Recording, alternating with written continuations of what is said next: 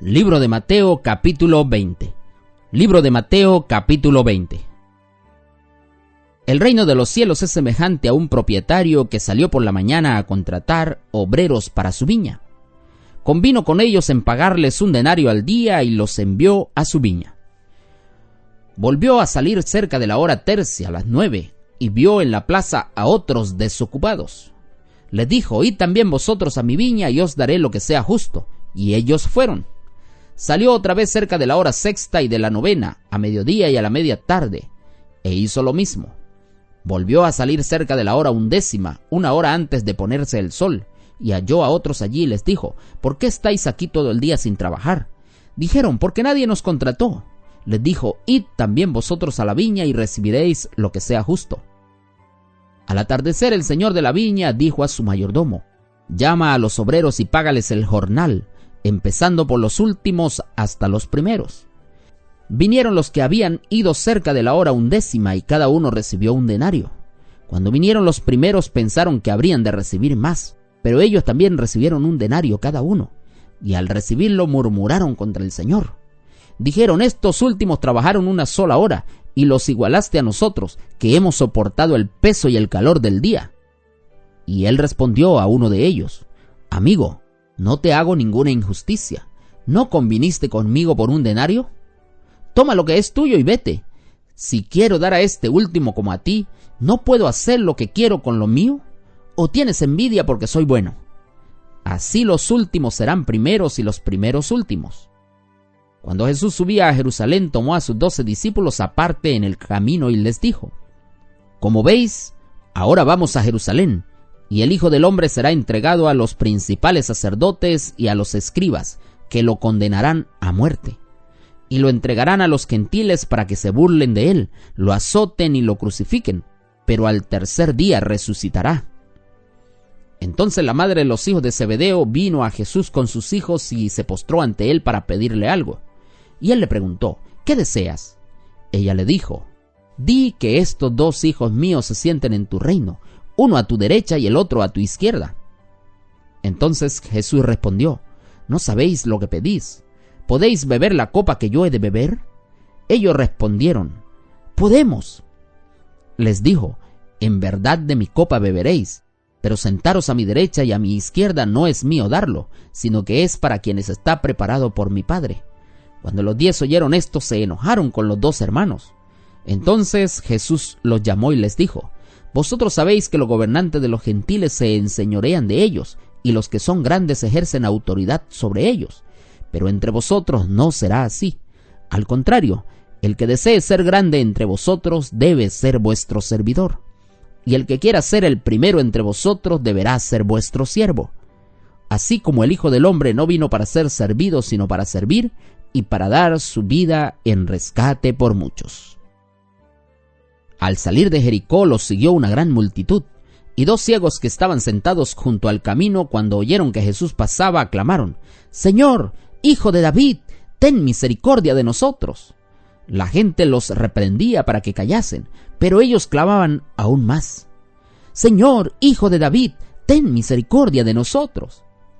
Entonces Jesús se detuvo, los llamó y les preguntó: ¿qué queréis que os haga? Ellos dijeron: Señor, que sean abiertos nuestros ojos. Entonces Jesús se compadeció de ellos, tocó sus ojos y al instante recibieron la vista y los siguieron. Este capítulo, apreciado amigo oyente, presenta varios temas. En primer lugar está la parábola de los obreros de la viña. Luego está el tercer anuncio de la pasión de Cristo. También se presenta el pedido de Santiago y de Juan, y por último la sanidad de los 2 ciegos. Pero de todo esto solo voy a comentar sobre el pedido de la madre de Santiago y Juan, que aparece en los versos 20 hasta el 28. Y dice el comentario bíblico adventista que es probable que su madre fuera Salomé, y que ella fuera hermana de María, la madre de Jesús, y era una de las mujeres que acompañaban a Jesús y a sus discípulos en sus viajes, y que los habían atendido. Y Marcos dice específicamente que Jacobo y Juan presentaron en persona su pedido a Jesús, al paso que Mateo no da sus nombres y afirma que fue la madre quien presentó el pedido. Y esa madre había fomentado en sus hijos la ambición, y los acompañó cuando se presentaron a Jesús para hacer su pedido. Y al parecer fue ella quien introdujo el tema, y luego Santiago y Juan expusieron su pedido. Y Jacobo y Juan pidieron las dos posiciones de mayor honra y privilegio. Por eso la madre llega y pide: quiero que mis dos hijos se sienten, uno a la derecha y otro a la izquierda en tu reino. Y dice el versículo 22 que Jesús le dijo: no sabéis lo que pedís. ¿Podéis beber del vaso que yo he de beber y ser bautizados con el bautismo con que yo soy bautizado? Que ellos le dijeron: sí podemos. Y este vaso, dice el comentario bíblico adventista, que es la expresión figurada que representa los sufrimientos que Jesús había de padecer en el Getsemaní y en su juicio y allí en la cruz. Y un vaso o cáliz es una figura bíblica que se emplea comúnmente para representar sufrimiento o castigo. Y así como el vaso representa los sufrimientos de Jesús, el bautismo representa su muerte. Y Jacobo fue el primer mártir entre los 12, pero su hermano Juan vivió más que todos los otros discípulos, así que Jesús les permitió tomar ese vaso. Pero en el versículo 23 Jesús le dice: vuestro pedido no es mío darlo. Y en vez de reprender abiertamente la audacia de los dos hermanos, Jesús les habló en una forma menos directa. Y en el reino de los cielos no se conceden puestos debido a la influencia ni al favoritismo. Tampoco se los puede ganar. El lugar en el cielo se otorga exclusivamente por los méritos de Cristo y por la aceptación de los mismos, lo que hace que el hombre se prodigue en servicio para otros. Y aquellos que han vencido serán invitados a sentarse con Cristo en su trono, como dice Apocalipsis 3:21. Por eso Jesús le dice: eso, el dar puestos en los cielos, eso no me corresponde a mí, eso es labor de mi Padre. Y cuando los 10 oyeron esto, entonces se enojaron contra los dos hermanos. Y los 10 sintieron que Jacobo y Juan estaban procurando aventajarlos, quizá por la posible relación entre los dos hermanos y Jesús. Pero esta no fue la primera vez que Jesús instruyó a sus discípulos en cuanto a la humildad y el servicio.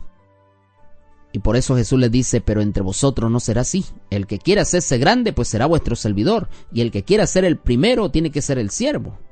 Porque el Hijo del Hombre no vino para ser servido, sino para servir y dar su vida en rescate por muchos. Y en este mundo, apreciado amigo oyente, sigue diciendo el comentario bíblico adventista, los que tienen autoridad tienden a enseñorearse de sus súbditos o subalternos. Pero entre los ciudadanos del reino celestial, el poder, la jerarquía, el talento y la educación han de ser consagrados exclusivamente al servicio de otros y nunca deberán emplearse como un medio para dominar a otros. El que es mayor servirá a otros en una forma completamente abnegada. Y al parecer Jesús aprobó el deseo de ser grande siempre que eso significara servir y no dominar. Y aquí Cristo presenta por primera vez una clara afirmación acerca de la naturaleza vicaria de su muerte. Y este aspecto del supremo sacrificio de Jesús fue presentado claramente por el profeta Isaías, más de 7 siglos antes de que este sacrificio fuera realizado. Y es verdad que en la muerte de Jesús hubo una fase ejemplar, pero el significado de esa muerte iba mucho más lejos. Era ante todo una muerte vicaria. De otro modo Jesús no podría tener el poder de salvar a los hombres de sus pecados. Apreciado amigo oyente, apreciado hermano, todo padre tiene deseos grandes para sus hijos, pero los deseos de los padres de que sus hijos asciendan deben ser puestos en oración para que Dios haga su voluntad en la vida de ellos. Tenemos que colocar a nuestros hijos en oración para que Dios sea el que los use. Y todos los discípulos querían ser el más importante, pero Jesús allí les enseñó que la persona más importante en el reino de Dios tiene que ser el servidor de todos. La autoridad se delega no para que seamos más importantes, para que seamos ambiciosos o respetados. No, se delega para que seamos útiles en el servicio a Dios y para su creación. Al final Jesús describió el liderazgo desde una nueva perspectiva. En lugar de aprovecharnos de la gente, debemos servirla. El propósito de Jesús en su vida fue servir y morir por los demás. Un verdadero líder posee un corazón de siervo. Aprecia el valor de los demás y toma en cuenta que no está cumpliendo una tarea superior. Apreciado hermano, si ves que hay algo que hacer, no esperes que te lo pidan. Hazlo en el nombre del Señor porque tú eres un siervo.